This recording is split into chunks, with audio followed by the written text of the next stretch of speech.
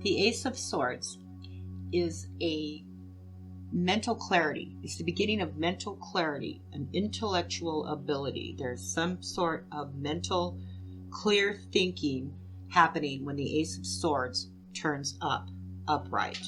Could be breakthroughs, that you aha moments. It's your clear ability to concentrate or communicate or possibly realize the truth. There's a clear vision of the next step. There's a clear focus. There's some sort of intensity of clear thought with the Ace of Swords. The Ace of Swords reversed is a lack of ideas. It's confusion, a lack of thought, writer's block, intellectual inability to focus. There could be failure, possibly even hostility. Usually, when the Ace of Swords comes up, it could also mean that there's been something said, it's just been said, that you don't want to hear. Whatever it is, it hurts, it cuts, and it's sharp. So keep that in mind. That's a possibility of the Ace of Swords. The Two of Swords upright. If you look at the card, she's sitting stern in her position. She has the two swords crossed in front of her with a blindfold on. It indicates being on the fence. It indicates not being able to make a decision. There's a stalemate going on, a crossroads. There's a difficult decision that needs to be made. It may even be very painful because of the swords. It's stressful. It has a decision that is actually that you're having to face your fears. You're torn between two decisions or two relationships. You're divided. Your loyalty is divided. You have to make a decision, but you cannot. And that's why the blindfold. The Two of Swords reversed is delays and postponements in making that decision. You're still on the fence, but you have a postponement. There's other things that need to be considered before making the decision. You may be seeing the truth, or lies are being exposed. The Three of Swords is a feeling of heartache. If you look at the card, the heart is being pierced in three different places with three different swords. So there may be a feeling of betrayal here, but it is definite heavy heartache. There's a loneliness here, an absence of love, or an absence of a decision. It's an absence of loyalty. There's some sort of separation and sadness here. It's an upheaval. There's grief and sorrow. There's confusion. You could feel alienated. It could be a third party involvement in a relationship. There could be ill health. There's conflict here. The Three of Swords reversed is releasing of the pain. If you look at the card, you can see that there is rain coming down. There's storm clouds and rain. There's depression. It's a heavy feeling. There's a dark cloud. It could also indicate forgiveness of the pain, or releasing the pain, or finding whoever this third party may be. The Four of Swords, if you look at the card, you see a person laying in what looks like a casket, but they're just laying, they're resting. There's three swords coming down at them, and they've one across. This indicates having to take rest, having to recuperate, taking the time to rejuvenate one's body. There's a fear of stress here. There's a feeling of being overwhelmed. It's where you need to step back and take a breather and relax and feel some peace. This person looks like they've taken their last breath and they're about to be buried, and their hands are in the pray position and they're regrouping. They may be having some sort of introspection. But it's a feeling of rest, a feeling of having to rejuvenate one's body, or having to take a breather, or it could be recuperating from illness or a sickness. The Four of Swords reversed is coming out of that rest, actually feeling rejuvenated and being able to want to join society again, not feeling isolated any longer. You've taken the rest, you've recuperated the body, and now you're ready for the next step.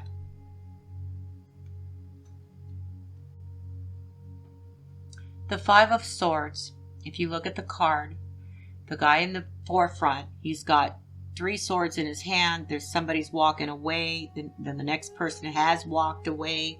So they may be feeling defeated. They may feel like they have surrendered because they've given their swords to the person who's the biggest in the card, the forefront person. So the other people are walking away. They may feel defeated and they've surrendered. So there's a feeling of self-sacrifice or having to surrender. It could be self-sabotaging behavior as well. There could be a misunderstanding, or there could be underhanded behavior that forces somebody to throw in the towel. There could be some sort of deception here, a lack of communicating with others. Could be abuse and violence. Not always, but it could also indicate crimes of, starts with the R word and the M word, but assault. The 5 of Swords reversed is the opposite of the upright meaning, which is in reverse, it's peacefulness. There's a resolution. There's a meeting of the minds. There's a feeling of moving on, a feeling of compromise, or ending conflicts, communicating to one another, dropping one's defenses. The 6 of Swords is a feeling of moving on. If you look at the card, you have a woman and a child, and they've got their baggage in front of them, which are all the other swords, and they're moving across waters and they're not looking back. So they know they're reaching a calmer water on the other side. If you look at one side of the canoe or the boat, it's ripply. If you look on the other side, it's calm. So there's a feeling of progress moving forward to calmer waters. It could be bridging over the bridge over troubled waters, but things are calming down after a storm. They're overcoming a certain hardship or escaping. They could be running away from something or running away from a journey. They could be traveling. Traveling overseas is a possibility. But it's a feeling of moving forward and bridging troubled waters. But not looking back and regretting the move or the decision to move forward. There's no regret in this card. The 6 of Swords reversed is a feeling of jumping from the frying pan to the fire. It's a lack of progress. It's constantly having issues that keep steadily get worse. There's trouble always coming out of the decisions that you're making.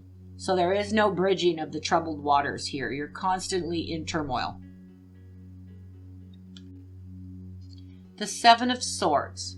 This is an interesting card. If you look at the guy in the card, he looks like he's stealing or running away with swords that don't belong to him. He's infiltrated the camp behind him and he's gathered up swords and he's running away. So there's a feeling of trickery here, of thievery, something being stolen, cheating, theft. There's an underhandedness here, a feeling of dishonesty here. It could also be dangerous. It could be a dangerous person, dangerous behavior. Could be a friend who has misled you. They could be spying on you. But there's a lack of confidence of friendship here. This person has committed something that's underhanded and they're trying to get away with it. Could be lies, stealing, cheating, whatever it is. They're not coming clean with the truth. There's a feeling of things being withheld from you or taken from you, whether it belongings or emotions.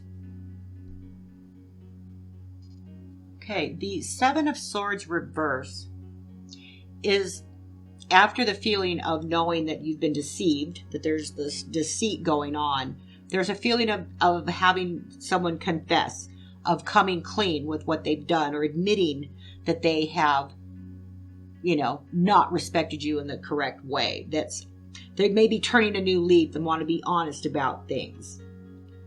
Their conscience may be kicking in and they're going to tell you what they really did or what they stole or that they cheated or anything on that nature. But it's a feeling of of coming clean with about their actions.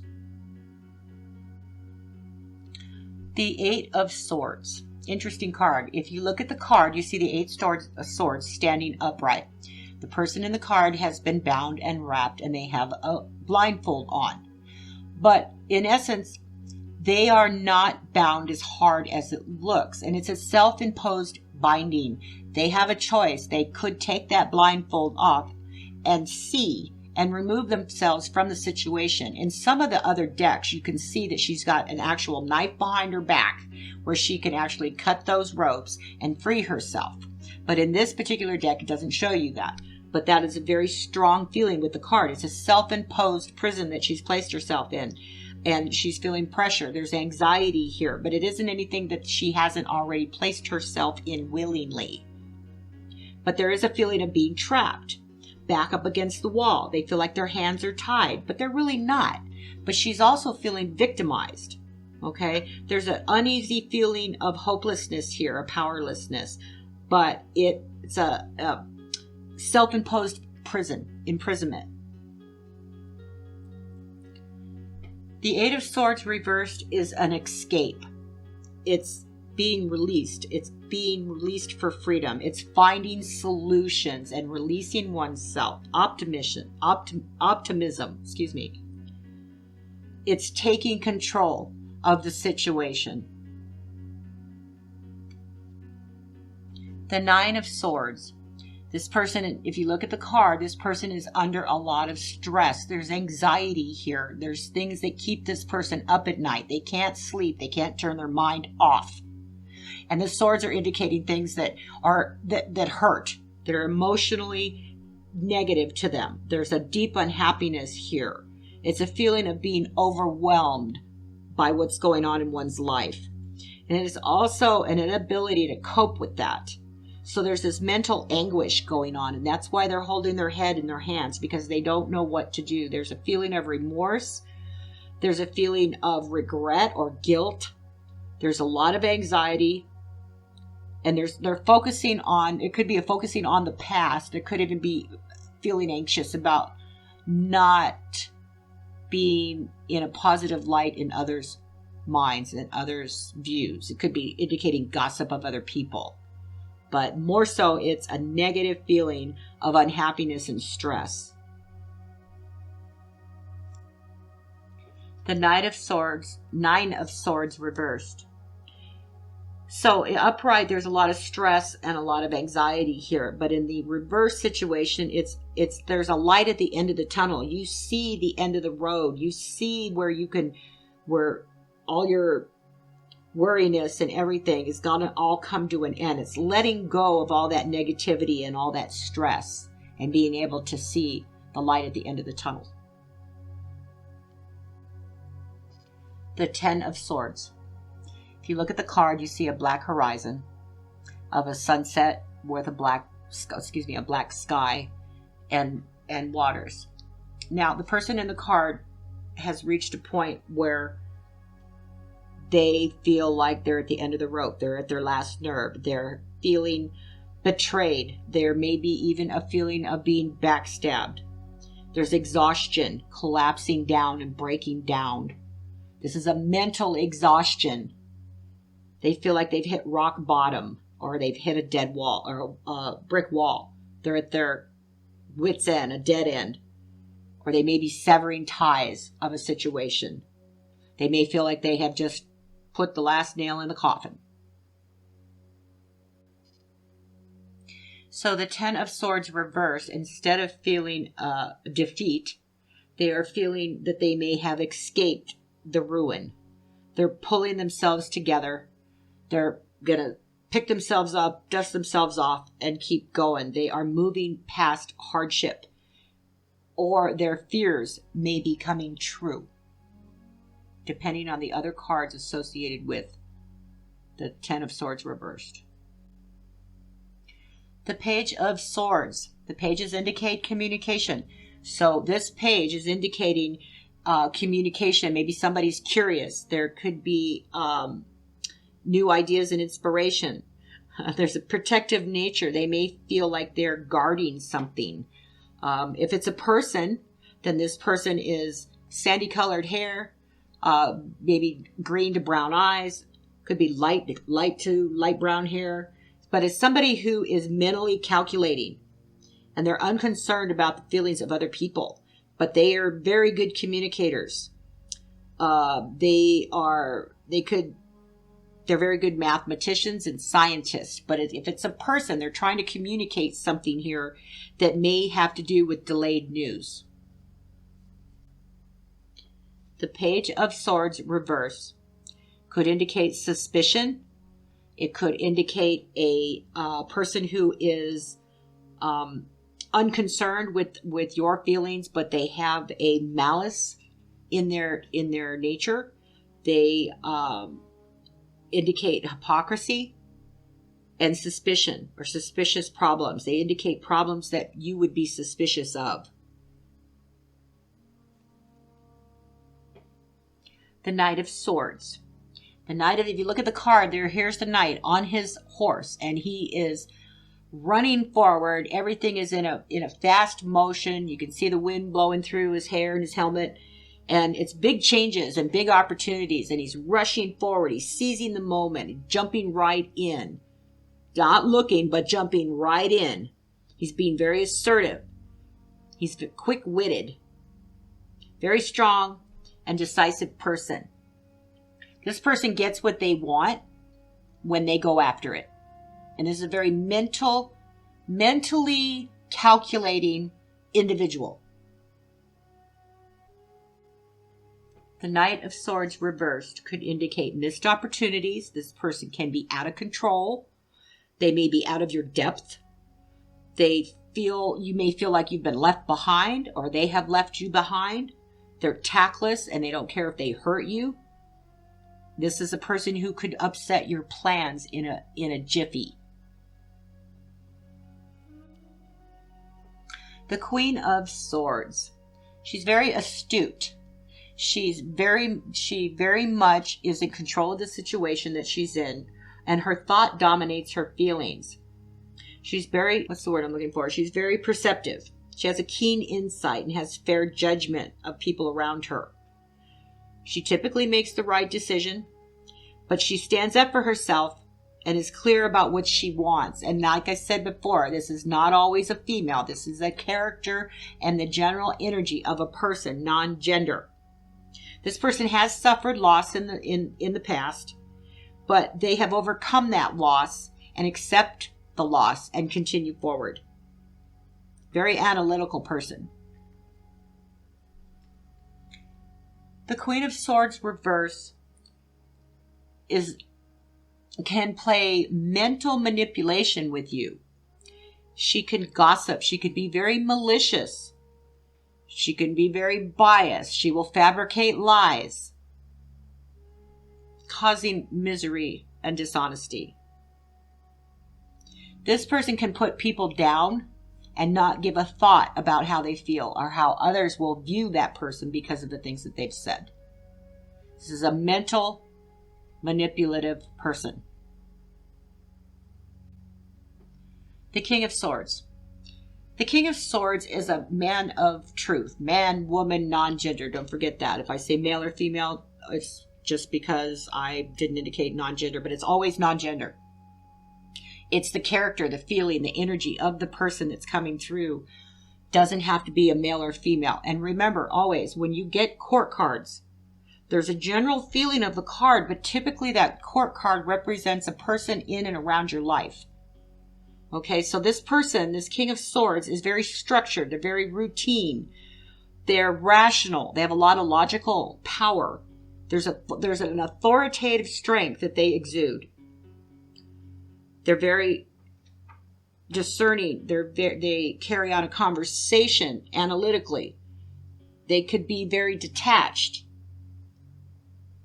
This can be an unemotional, analytical approach to problems that they try to approach with and solve. It's an analytical, unemotional solution. You can definitely tell a King of Swords when he's in your environment. The King of Swords reversed can be very selfish. They could be ruthless. They're very devious. They carry a lot of malice for people. They don't have a lot of compassion or empathy. They could be very overly cautious and paranoid.